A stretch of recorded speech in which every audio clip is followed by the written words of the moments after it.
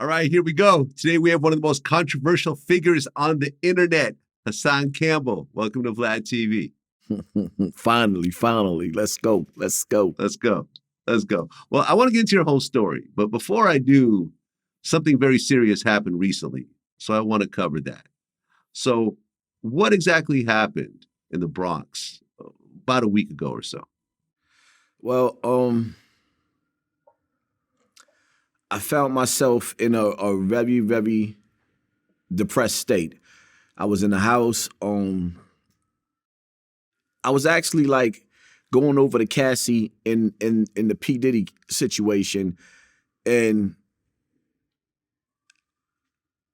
it took me back to a bad place with the Afrika Bambaataa story. So for me, after drinking all night, like literally all night, I found myself in Bronx River, setting up my camera and just venting. Like, I really pretty much was just letting off some steam because I feel like the elders in Bronx River Projects failed me. So I went back to the original place of where my pain started, which was Bronx River Projects, the home of Afrika Bambaataa, the home of myself. And in the process of that, I already had some tension with the neighborhood. So with me calling dudes out and just, my brain was like in suicide mode. I'm outside in the middle of the projects, nothing to protect myself but a pocket knife, and I'm in the lion's den where there's nothing but shooters, calling out the shooters, and they came outside and they shot. And I found myself hop, skipping, and jumping to the hospital. You know, once that bullet hit me, my brain went to survival mode. Okay, so let's talk about what led up to this. So you went out to the Bronx River Projects, like you said, where you're from, and you had your friend, Mr. Checkmate, with you, right? No, he wasn't with me. Oh, he wasn't? What happened was he spoke to me on the phone before I got over there, and he heard the state that I was in. So what he did was immediately, once he heard where I was going, he was in a house. He had a stomach virus. He was throwing up. He had diarrhea. So he just ran out of the house and made his way over there immediately. And, you know, so now I'm on the camera. I'm looking at my camera. And at some point, I remember him coming up the side of me and he's like, yo, let's get out of here. And I'm still yelling at the camera. So he pointed in the direction of the shooters. And I looked and I faced them. And that's when it hit the fan. Okay, so I saw the video. So you're in front of the projects and you have your phone set up and you're screaming and you're really upset. And at some point, did someone throw a bottle at you? Yes. Somebody was throwing a bottle out the window, threw a few bottles. And see, now that's how you know I wasn't in my right frame of mind, because the way the bottle hit the floor, if that would have hit my brain, I probably would have been in a vegetable state coming from the higher up floors. So now I'm yelling, there's bottles flying at my head, and I'm not budging. And I'm like kind of saying, come outside. Don't throw the bottle, come outside. So, you know, as the bottles is being thrown, distracting me, the shooters is creeping up the hill. So now this is where Checkmate comes in, and he sees me, and he makes me turn and look. I looks into the direction. So now the bottles being thrown rather at me.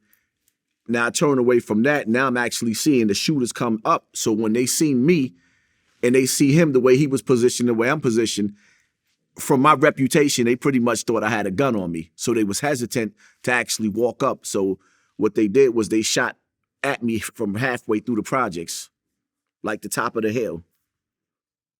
Okay. And like I said, I watched the video and you were talking really reckless leading up to the situation, just to be fair. You were like, I'm going to go out with everybody, step outside. I don't give a fuck who got a problem. I'm here. I'll stab your ass to death. I'll throw your mother down a flight of stairs. I'll kill everybody. I dare you, etc., etc. Is that accurate? Absolutely. Okay. So when you were yelling this, were you yelling this at the guys throwing the bottles at you or the guys that were approaching you? Well, I didn't see the guys approaching me, but for the most part, in my mind, I was like, to be honest with you, it was like I was in a suicide state. I was in a suicidal state of mind in that state, not in the state that I'm in now. The alcohol took me to a dark place of me being molested and me just going through all of the emotions of the people in Bronx River abandoning me, never standing by me, never speaking up in a situation. Like, because we gonna get into how Bronx River is like Afrika Bambaataa was the boogeyman and the hero at the same time. And everybody used to whisper, keep your kids away from them, but they used to see kids with them and wouldn't snatch those kids away from them. Okay. So you're yelling at the dudes at in the building that are throwing the bottles, and you're daring them to come down and threatening to kill everyone and so forth. The guys start to approach you. Do you know who these guys are? They had masks on. Oh, they had masks on. Okay. And they shoot you while you're standing there or when you're actually in the car? While I'm standing there. See, that's the crazy part about YouTube, because everybody felt like that was edited. When they actually started pulling the guns out, for somehow YouTube just froze that whole part out during a live, and then it continued on when I got back in the car. I can't explain that. YouTube have to explain that one. Right, because the shooting part you're talking about is not actually on video. No. Okay. And was it 2 shots? I believe it was on 4, but the police only recovered 2 shells. Okay. So 4 shots get fired. You get hit in the shoulder? Right here. And the bullet traveled to my back over here, and that's where it was taken out at. Okay. Have you ever been shot before? Yeah, I've been shot prior to this. So when I was shot in the year 2000, I was shot before. And when I got to the hospital, when they did the x-rays, they was kind of confused because there was, more than one bullet. I actually have bullets in me, so yeah.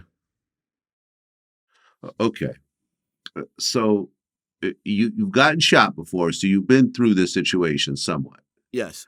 So once you get shot and you got your man with you, what happens to the shooters? Do they run off or do they want to finish the job? Well,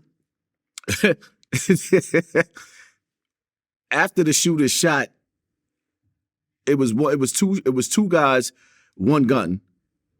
Unless the other one didn't pull his gun out, they started passing the gun back and forth. And once I seen that, I'm like thinking to myself, like, look at these clowns. That's all I could think to myself. Like they sent amateurs.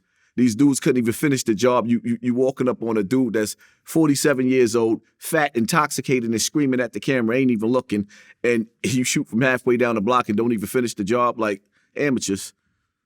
I personally didn't even have no respect for them. I mean, this is supposed to be Bronx River here. Bronx River, the notorious Bronx River Projects.